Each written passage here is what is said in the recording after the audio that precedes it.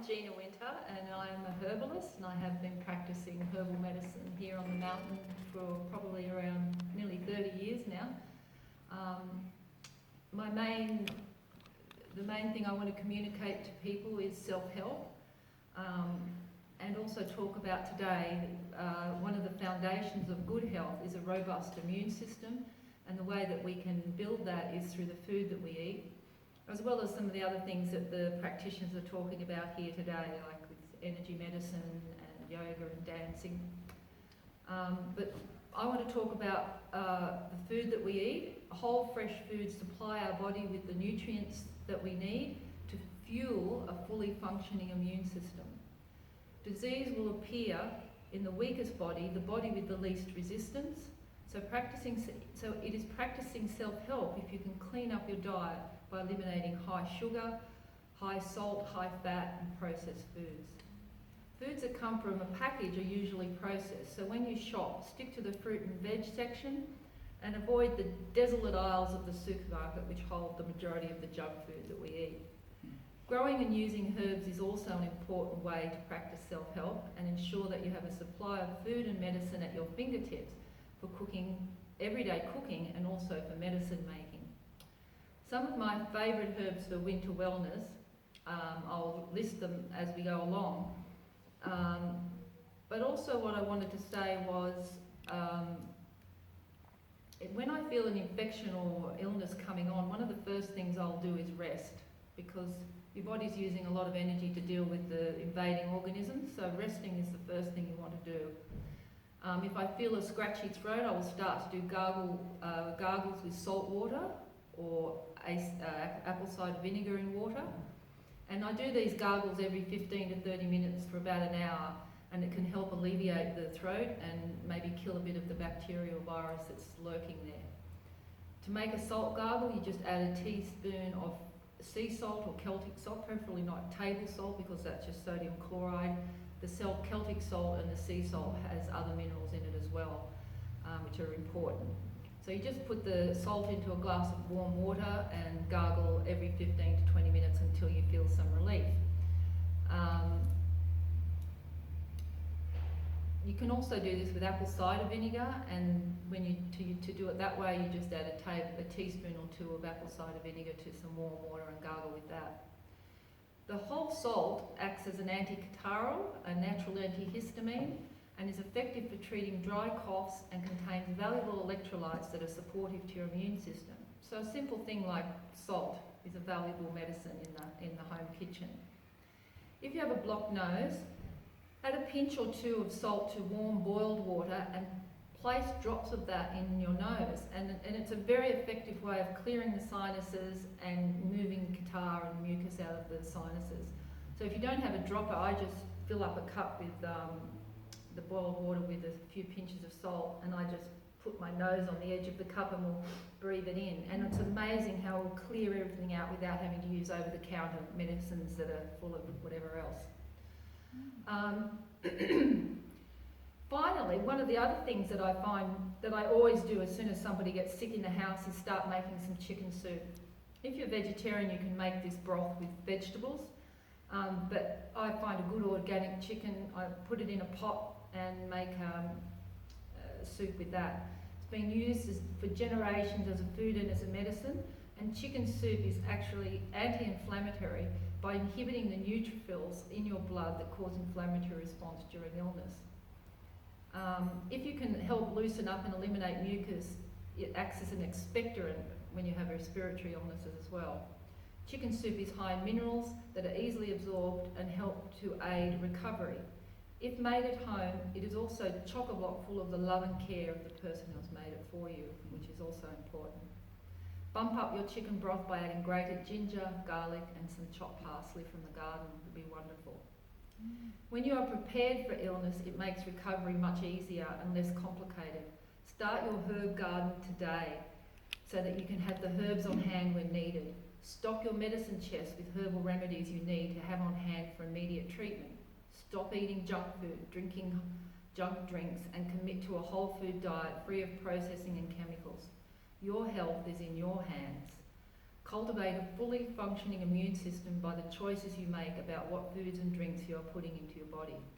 This is called self-help, and as we are seeing in this recent pandemic, if the public health system is overwhelmed, then self-help is all we may have.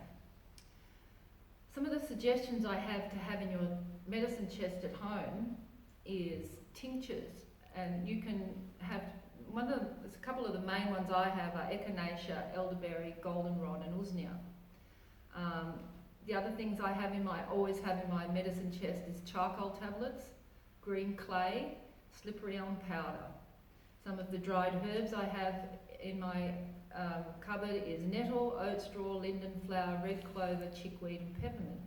And I also have a good stock of herb powders which I can add to soups or any foods that I'm preparing or smoothies.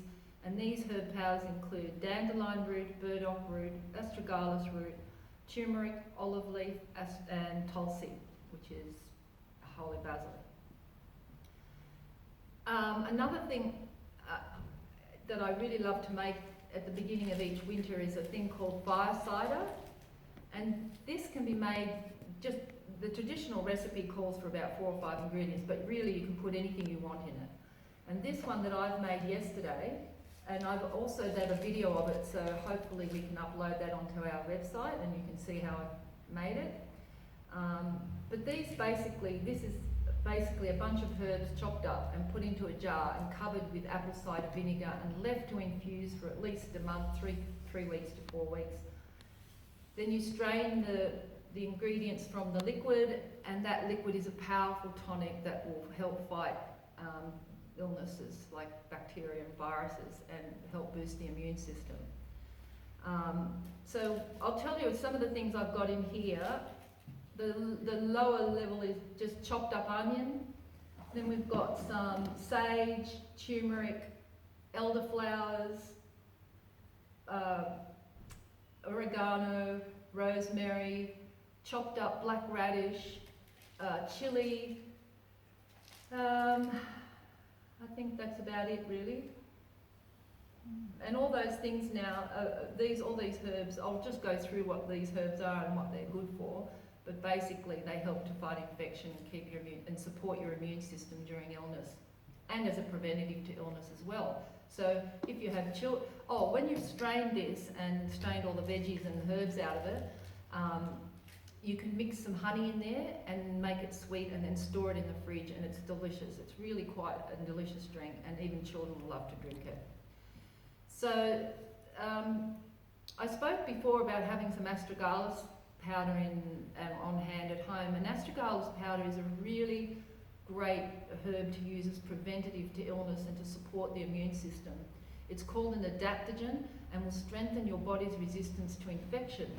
I don't like to use astragalus once illness is there, because in Chinese medicine that's not how they use astragalus. It's used as a preventative to build and support the immune system. It has antiviral properties, and the dried root or powder can be added to your everyday cooking for its health benefits. I've said that. Those who have autoimmune disease should also avoid this food or herb. Turmeric, we all know turmeric, and it's easy to grow, and it's the best turmeric for health benefits is the turmeric longa, which is the orange turmeric. It is pretty easy to grow. I've grown it successfully here on the mountain despite our cold winters. It has antiviral properties and provides wonderful immune support during the winter months. I make turmeric paste with the powder and keep it in the fridge for making golden milk, and use it in cooking as well. A teaspoon or 2 of the paste can be added to warm milk and taken 2 to 3 times a day as a preventative to illness or to help recovery. It has neuroprotective and antioxidant properties. Everybody's heard the elderberries. There's lots of elderberry bushes here on the mountain. They're growing wild everywhere, so I encourage you, if you can't get the elderberries, then to get the flowers and dry them and save them and use them.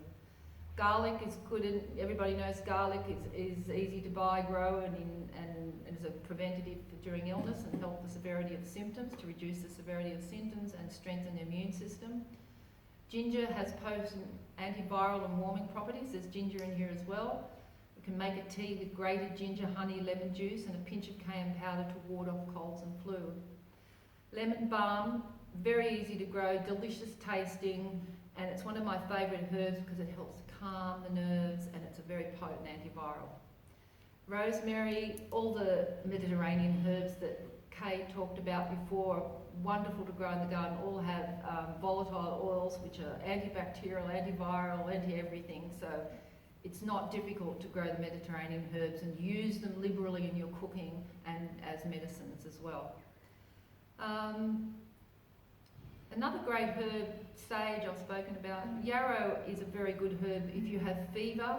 So if you've got some yarrow growing in the garden, make a tea from that, especially with children. If they have a fever, it helps sweating. The sweating helps cool the body, and in that way you can manage the fever. Never stop a fever with Panadol, because Panadol stops the process of the fever, and the fever is what we need to burn off the bug or the invading organism, and it will just interrupt the whole process. Use yarrow. There's other herbs as well that you can use in fevers, but yarrow is particularly good to promote sweating, reduce the fever, and make you feel more comfortable.